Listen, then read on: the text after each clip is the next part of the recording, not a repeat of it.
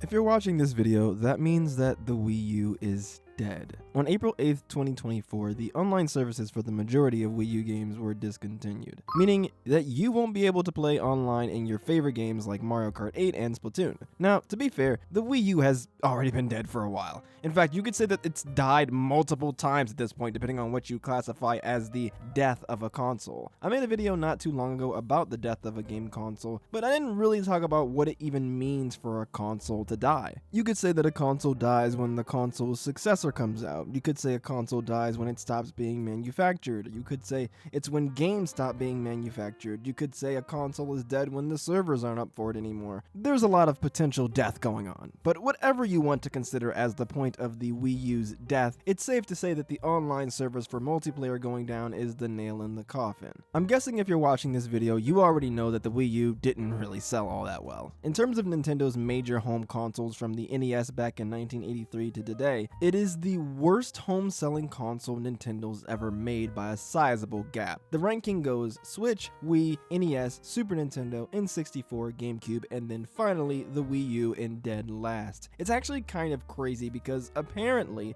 there was someone within Nintendo who actually projected that the Wii U would be very successful. I'm talking nearly 100 million units sold successful. Yeah, that didn't happen. I don't think everyone at Nintendo thought this way, of course, but it's interesting to see the high hopes that someone who was at Nintendo at the time had for the console. Given that Nintendo were riding high off of the success of the original Wii, it's not too far-fetched to think that its successor would be at least somewhat as successful. There are many reasons that you could argue as to why the Wii U performed so poorly. The marketing not being clear on what the Wii U even was, whether it was a new console or just a tablet for the existing Wii. You could point to the Wii brand itself losing its luster after the initial fad died down, and people began to see it as just a console for kids games, gimmicks, and shovelware. You could point to Nintendo's initially controversial stance on YouTube videos being made about their games, which disincentivized content creators from playing and promoting Nintendo games on their platforms. You could point to the Wii U being underpowered compared to its competition. You could point to the most obvious reason, the library. It seemed like the Wii U started off with solid third-party games, but as the years went by, support just seemed to drop. Like in the beginning, there were games like Zombie U, Call of Duty Black Ops 2, and Mass Effect 3. But by 2014, it seemed like most big publishers like EA, Ubisoft, and Activision just didn't care. The Wii U got Call of Duty Ghosts in 2013, but by the time Call of Duty Advanced Warfare came out, Activision stopped releasing COD games on the Wii U. EA released a whole one Madden game on the Wii U, Madden 13, and a whole one FIFA game, FIFA 13, which is hilarious considering FIFA 14 got a release on the original Wii and a PlayStation 2 release. Ubisoft did seem to try a bit with the Wii U with games like Rayman Legends and Assassin's Creed 4, but the Wii U got no Assassin's Creed games after 2013, no Far Cry games at all,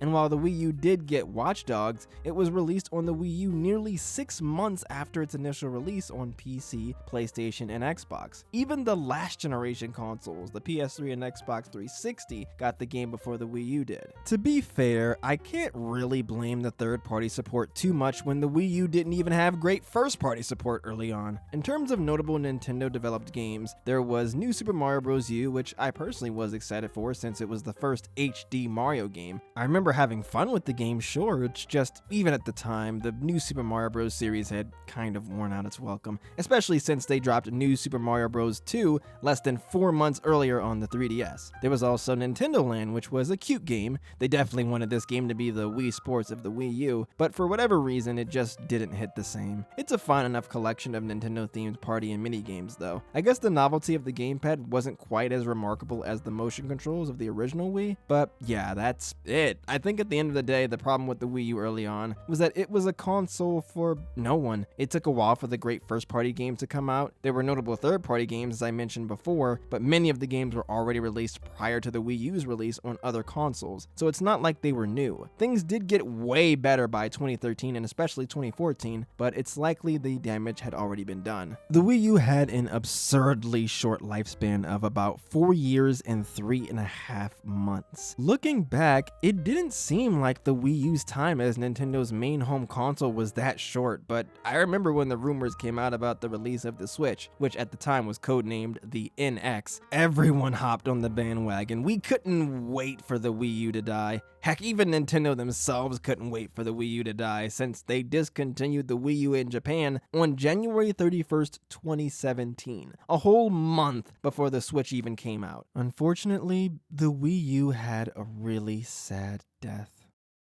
Okay, now that the doom and gloom part of the video is over, it's time I made a confession.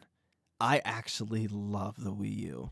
I think the Wii U will go down in history as one of the most underrated and influential consoles in Nintendo's history. The reason why I say this is just look at the Nintendo Switch's library. The Switch practically cannibalized the Wii U's catalog of games. Anytime Nintendo needed something to fill up time for a big new Switch release, boom, just drop a port of an old Wii U game. Mario Kart 8 Deluxe, New Super Mario Bros. U Deluxe, Pikmin 3 Deluxe, Tokyo Mirage Sessions FE Encore, Hyrule Warriors Definitive Edition. Heck, if I want to be crusty, Zelda Breath of the Wild was originally developed as a Wii U game, and if I want to be really crusty, Splatoon 2 and Mario Maker 2 might as well just be expansion packs to their first games on the Wii U. There, I said it. If you cut out all the deluxe versions, obvious expansion pack sequels, and Breath of the Wild, the amazing Switch library in its first few years starts looking a lot less spectacular. Seriously, until Mario Odyssey came out in October 2017, what were you really buying a Switch for? ARMS? 1-2 Switch? Just Dance 2017? Come on, let's be honest. Breath of the Wild carried the Switch launch. Without it, the Switch would have gone down as having one of the worst console launches in Nintendo's history. The many updated versions of Wii U games released on Switch really highlight how great the Wii U's library ended up being. Nintendo's past several consoles have had gimmicks. The DS had the dual screens and bottom touchscreen, the Wii had motion controls, the 3DS had the 3D top screen, and the Switch had the swapping between handheld and home console modes. Personally, I think the Wii U's gamepad is the most fun gimmick of Nintendo's consoles. There were a ton of cool things the developers did with it. A mini game, a map, assist mode, asymmetrical multiplayer, or even just having your own personal screen.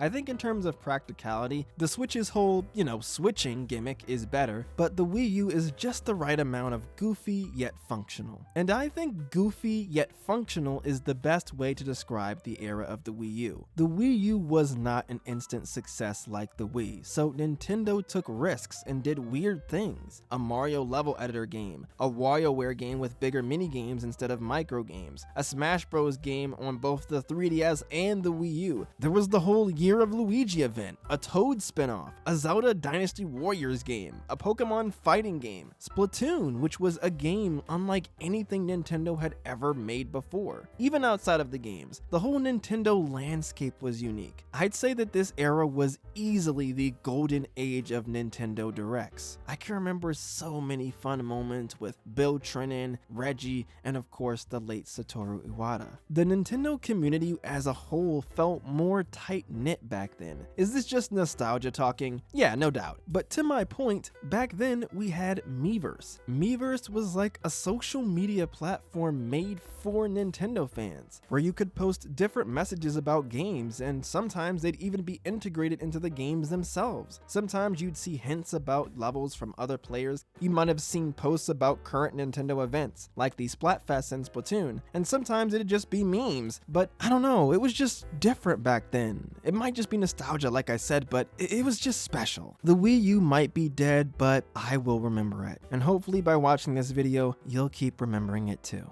Thanks for watching, y'all, and have a great rest of your day.